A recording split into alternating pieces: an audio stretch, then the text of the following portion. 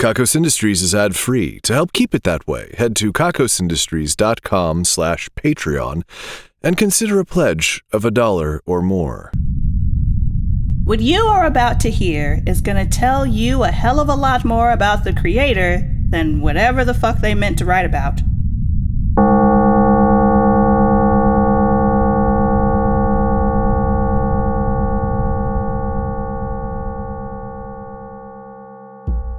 Hello and welcome to the Kakos Industries corporate shareholder announcements. At Kakos Industries, we help our clients and everyone everywhere to do evil better. My name is Conrad Miszuk and I am CEO. Shareholders, last time I spent considerable time talking about a date I went on with the Middle Tabitha clone. I'm really going to have to give her a better nickname than that. Giving them all different nicknames would be useful, actually. I'll put together a team to work on that. The Middle Tabitha has been in touch since the date. She is interested in doing it again, and I think I am as well. The trouble is that I haven't had a spare moment due to some other things going on. She understands, of course, she's quite busy herself. I'm not exactly sure what it is she does, but the Tabitha family has many irons and many fires. Now, I recognize that some of you will have kept careful notes about every broadcast I have done here at Kakos Industries, and you've probably noticed something anomalous about the numbering for today's broadcast. You might be thinking, could the universe really conspire to make this broadcast any stranger than any of the others? Could it really make things like that? And the answer there is, unfortunately, yes. I will get into that more shortly, but I would ask that you keep in mind that I am not in control here. The universe wills what it wills, and the coincidence is not lost on me. Today's broadcast is coming to you from a particularly noisy clock. That's right, somehow we made the mechanism inside of a noisy analog clock play back these announcements. I think by now you know better than to ask questions like, how does that work? Or, what is making the sound? Or, why does this keep happening to me? I can say that there are a number of processes at play here, including the sound of noisy gears as well as some FM synthesis and physical filtering. Really, sound is just math, and once you know that, the world is your oyster. This radio comes to us from a collaboration between our division of surplus supplies and Grover's Grinding Gears. What does Grover's Grinding Gears make exactly? They make grinding gears. There you go asking questions again. You should really keep an eye on that. I should mention that these announcements are strictly for Kakos Industries shareholders. If you're not a shareholder and you're hearing these announcements, there's a lot more than gears that are going to be grinded. That threat felt a little bit weak, but I can assure you I have the list of things that can happen here in front of me, and while it says don't tell them about any of these, in bold all caps above the list, I can say with confidence that you are in far more danger if you aren't a shareholder. A lot more. I would recommend just getting away as quickly as you can. Things escalated quite quickly with regards to whatever it is that has been pleasuring people to death. Last time, you'll remember that we interrupted the thing, machine, whatever it is that has been doing the pleasuring. The people who were saved last time were taken in and interrogated, but aside from acknowledging their involvement in an offshoot of the Cult of Ohh Ahh, they didn't really know anything. Apparently, they were lured in by promises of pleasure beyond imagination, a heaven-on-earth situation. They wanted to experience that at all costs, and this offshoot offered them everything they could have wanted. They said the higher-ups in the offshoot wore masks and spoke in strange accents, potentially to cover up their identities. We gave them descriptions of the missing people from the Division of Erotic Experiences, and they plausibly could have been those people. But we weren't able to determine anything definitively. Then they started chanting some sort of cult slogan, "We come as one." Under the circumstances, there are at least two possible meanings here, but we'll come back to that. We've been seeing this phrase graffitied around the building for a few months. We get a lot of weird graffiti though, so it didn't really raise any alarms. And as far as double entendres go by our standards, this is kind of weak. Punchy, but a bit uncreative. After that, we were out of leads. We could have started combing through basement facilities and the cave systems, but that's usually a really bad idea. You lose a lot of people that way, and you'll never know what happened to them. Fortunately, we weren't out of leads for long. I'll come back to this after I've taken care of a few other announcements. We recently had the Festival of Mud, the festival that we have replaced the Earth and Water festivals with. Last time I mentioned that we had already wet down the amphitheater lawn, and people had already started to roll around in it and get muddy, and that had led to some viral moments. Things got even wilder when the festival itself began, with all of you present. We do have a no cell phone policy at many of our events. It's not that we don't want you sharing videos of each other in compromising positions. It's mostly that we just don't want to have you sharing details about Kakos Industries in ways that we can't control. We do benefit, of course, from a certain amount of you inadvertently sharing details out there. We like the mystique, we like the nebulosity, we like people to have a sense that we exist, that we must exist, but to not know exactly what we are. We want you to drop those subtle hints. We want you to bring the right people on board. We don't want you having viral moments on our muddy lawns. At least, not during a festival. Anyway, we brought out the band the Mud Mudders as a special presentation of the Cacophonia Music Festival, who were kind of a jam band, which is great because we needed them to play for 6 hours. 2 of those hours were a single song that they forgot how to end. At least, that's my assessment of it. I don't really like getting in the mud. When I feel mud touch my body, I can only think about how soon I can wash it off. Some might argue that that says something about me. I argue that it says more about everyone else. We did have to dig a few people out of the mud at the very end. I guess the mud got a little too deep. And then dry. Coming up soon, we have the Festival of Innovation.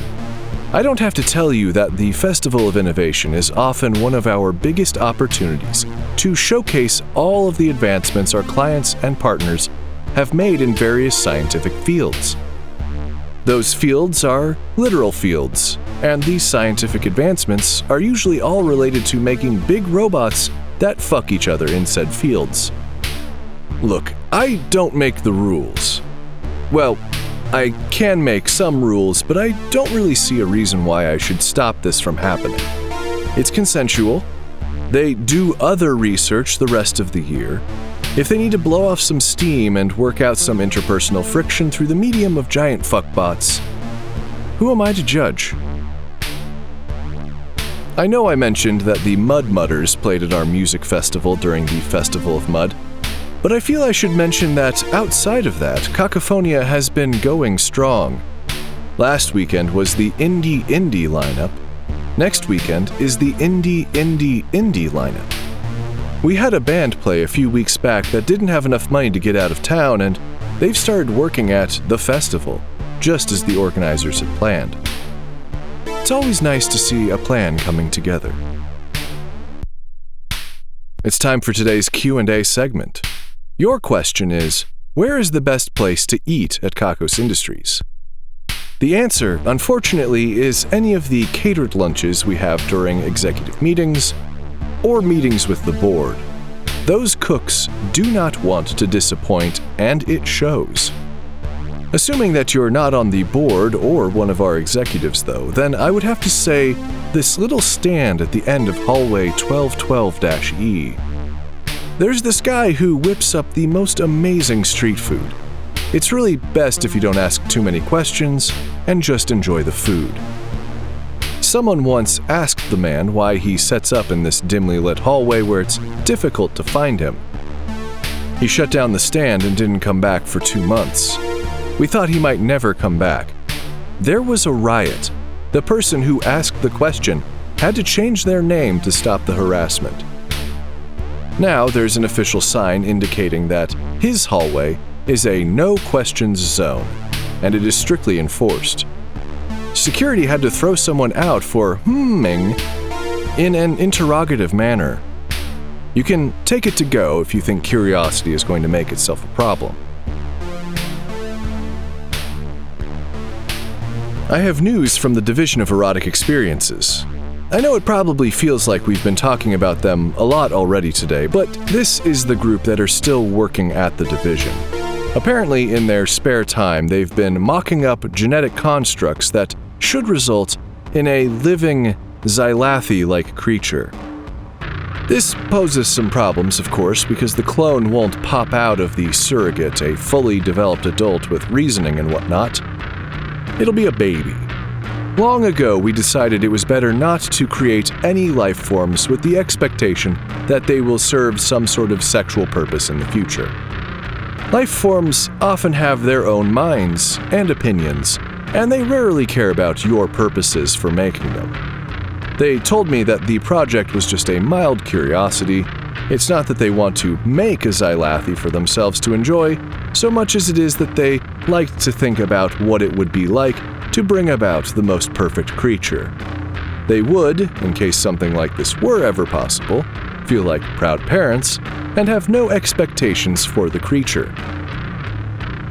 I'm just kind of hoping that our science hasn't gotten that far, but I'm rarely right when I think that. Around a week after the interrogation of the survivors of the offshoot of the Cult of Ohh Ahh, we started to notice something strange going on with certain members of our staff. I first noticed it with Clarissa and Hedera, my liaisons to the Matmos. For those of you who might be joining us for the first time, the Matmos is an inky substance that lives in pools under the Kakos Industries building, and certain employees have some of this in their bodies, which creates a kind of partial hive mind. A lot of people like the sense of connection, but of course it's hard for us to know for sure that our aims and the aims of the Matmos are aligned. Anyway, Clarissa and Hedera weren't where I expected them to be, which is usually lying limply on furniture in the small waiting area outside my office. They weren't there. I took a quick stroll around the floor before I heard some unusual noises from one of the nearby bathrooms. Obviously, I can't just barge into bathrooms, so I knocked. I was told that I needed to leave immediately. And so I did. Then I started to get reports of there being other issues with employees that are bonded with the Matmos. Falling over, quaking legs, moans from pain, or maybe something else.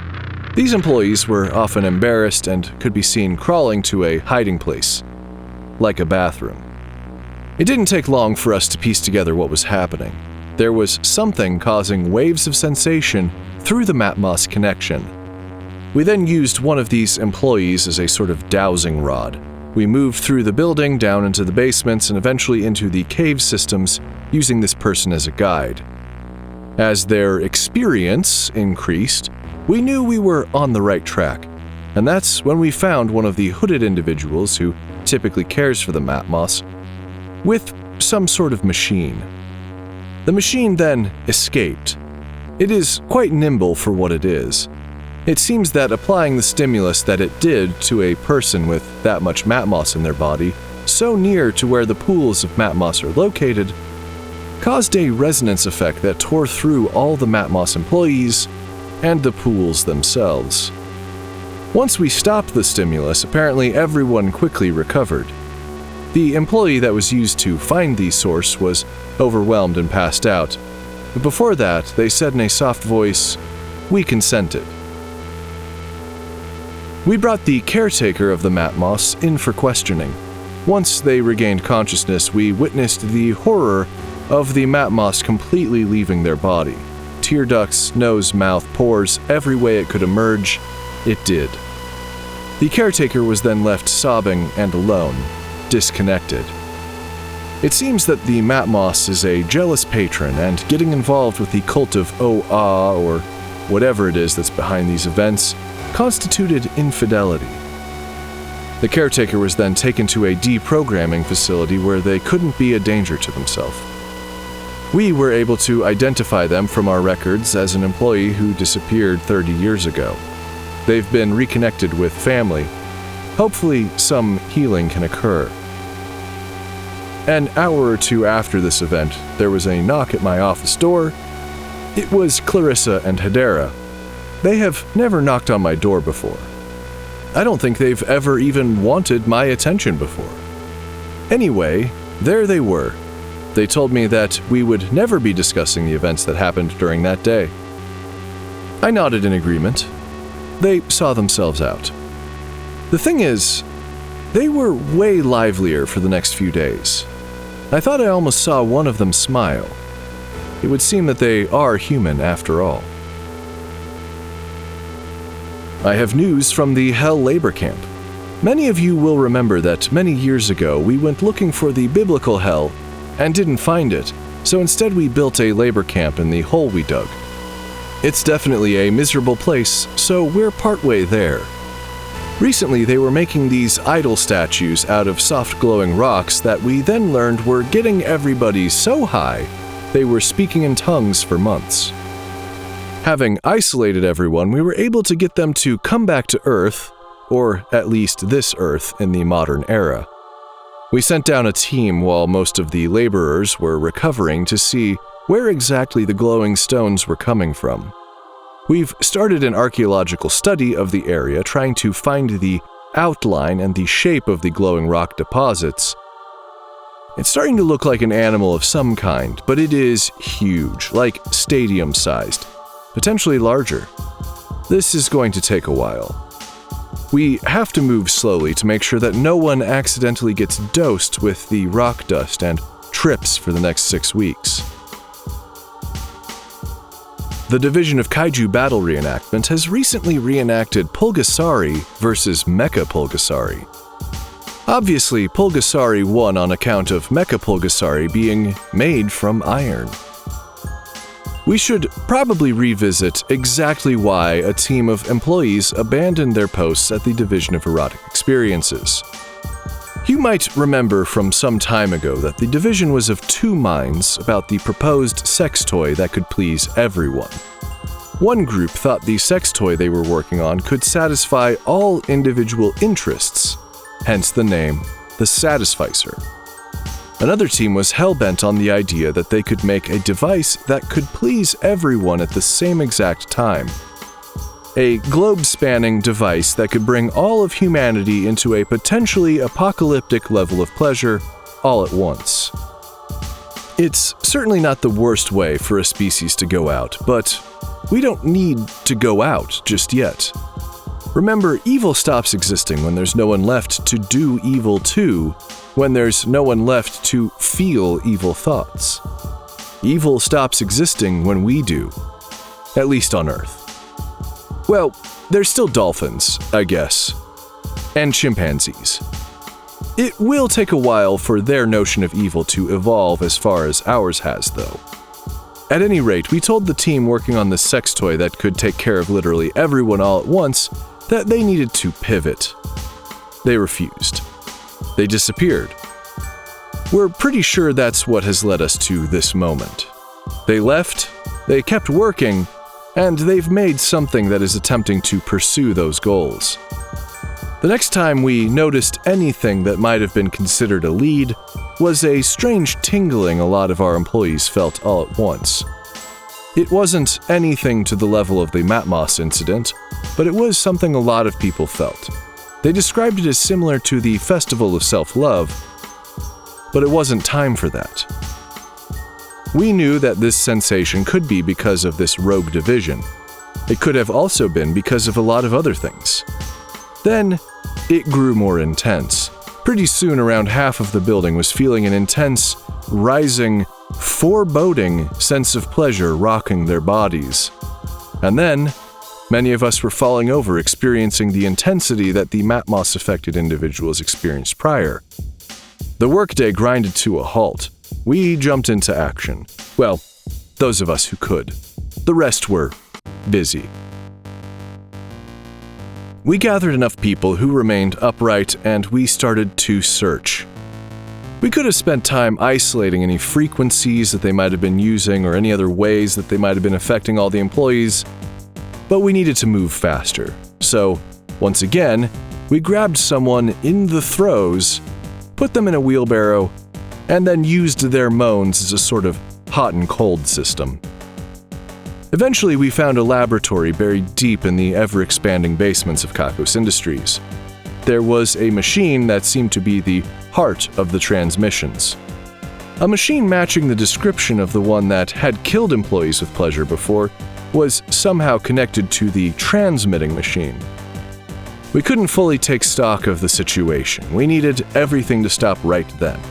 We started firing non-lethal weaponry, subduing everyone we could. The sex robot got away in the chaos, but we were able to capture and bring in every missing member of the Division of Erotic Experiences. We put them in holding cells. They argued that what they were doing wasn't an offense worth locking up for.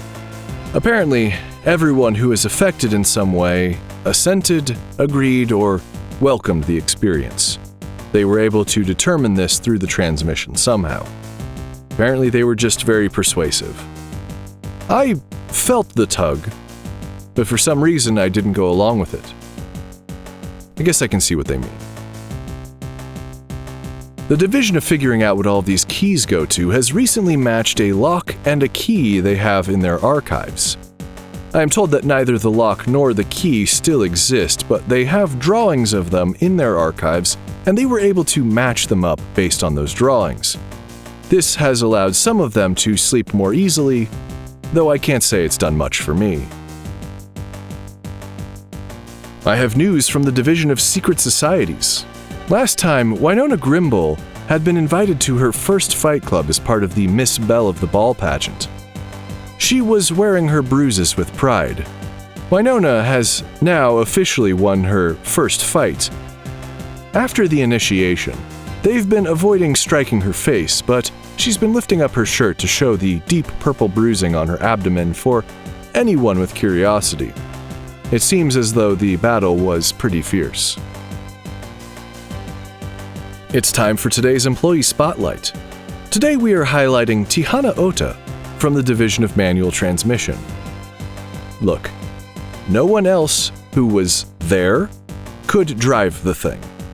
They do other stuff at the division that we're also thankful for, but that time with the thing and the stick shift? Well, Tihana came in clutch. They say that evil once put the quality stuff in the chocolate, only to never do it again. This is things we're taking credit for now. Today we're taking credit for the most beautiful thing you've ever seen, the most horrific thing you've ever seen, and your place somewhere in between them.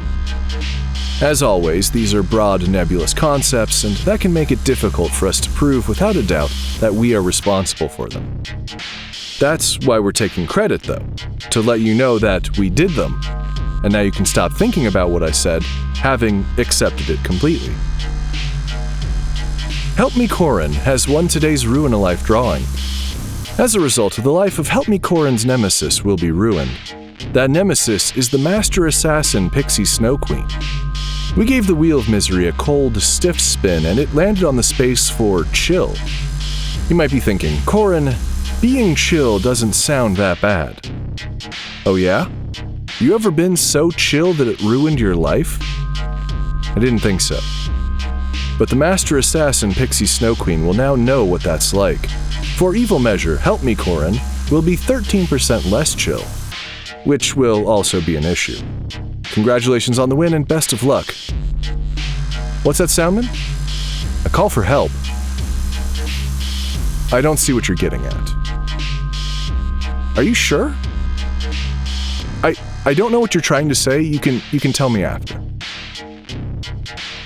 The Damnation and Ruination Squad, that team tasked with carrying out the Wheel of Misery's dictates, is currently doing their job around Kakos and elsewhere, wearing olive oil and garlic only. This is very similar to being naked, but the texture and the aroma are completely different. There aren't a lot of fragrances that can truly cover up the smell of Damnation and Ruination, but garlic seems to somehow be doing the job. This brings us to the end of today's broadcast, shareholders. You will likely not need to destroy the radio in front of you. The clock's gears will start to grind themselves smooth soon enough. After that, it may become the most silent clock you've ever encountered. We still have some work to do with regards to the renegade sex robot. We're hoping that without anyone telling it what to do, it will just sort of calm down. We'll interrogate its handlers and see what we need to know. The numbers are next. 4, 4, 4, 4, 4, 4, 4, 4, 4. Soundman, can you hear that? I think it's the renegade sex robot. It feels like it's talking directly into my head. It's outside, it says. It wants to talk. Maybe we should hear it out.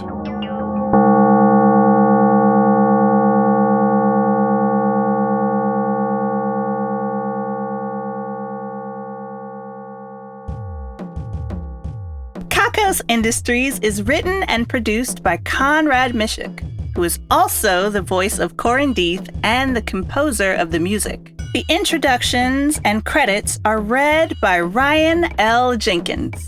A taco wrapped in a burrito, covered with nacho cheese powder, and then cooked inside a turducken. Find transcriptions and more at kakosindustries.com.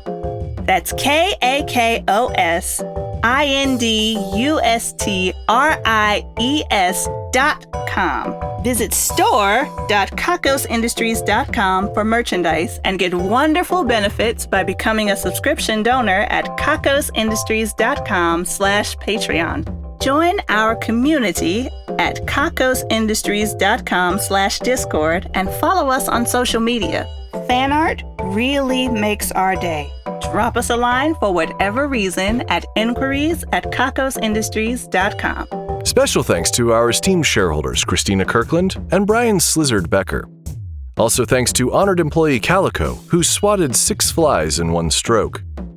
The division of beanies, booties, and construction projects that are probably too large for yarn, directed by Theo Cornett, has knit the rake tracks around the stones in the Zen sandscape so sturdily this time that they seem impossible to disturb. The division of obscure vintage technology, directed by Craig Sizz, has acquired a bass guitar that has only ever recorded the nastiest, funkiest, and evilest grooves. The division of subtle efficiency increases, directed by Daniel R. Smith, has increased efficiency by making the video loops play 3% faster. The division of Kakos Cafeteria Reviews, directed by Seth and Josh, has reviewed a guacalypse. Everything is avocado-based, and almost everything is dips. 16 out of 9. The division of Improbable Cookbooks, directed by Hayden Neff, has been working on Distilled Pig. The book describes ways of making pork products just more pork. The division of More Monday Mondays, directed by Odie, has made Mondays that much more Monday by announcing a company data breach. The division of Villainous Introspection, directed by Sarah, is still considering what sounds make them feel the most evil. They are currently listening to lo-fi recordings of people screaming in the woods. The division of Animal Stacking, directed by the one true Dave, has stacked 16 well-trained bears. They earned their beer and cigarettes on that one. The division of Things That Have Switches That Shouldn't Have Switches, directed by Her Foxiness Miss Dr. Indigo J.S. Volpes XIII, Esquire, has put a switch on an acoustic guitar. It doesn't have any electronics inside, but it's not recommended to play it when the switch is set to off. The division of lesser-known napping locations, directed by Sassmaster J, has recently taken a nap under Emilius Martum's desk. Apparently, the temperature is just right and Emilius doesn't bother you. Our esteemed shareholders, honored employees, division heads, and other Patreon patrons are the best. If you want a thank you in the credits, your own division, or other great rewards that help to keep this show running, please head to kakosindustries.com/Patreon. That's Patreon, Patreon. Doing evil can take a lot out of you. Put things inside of you until you feel better.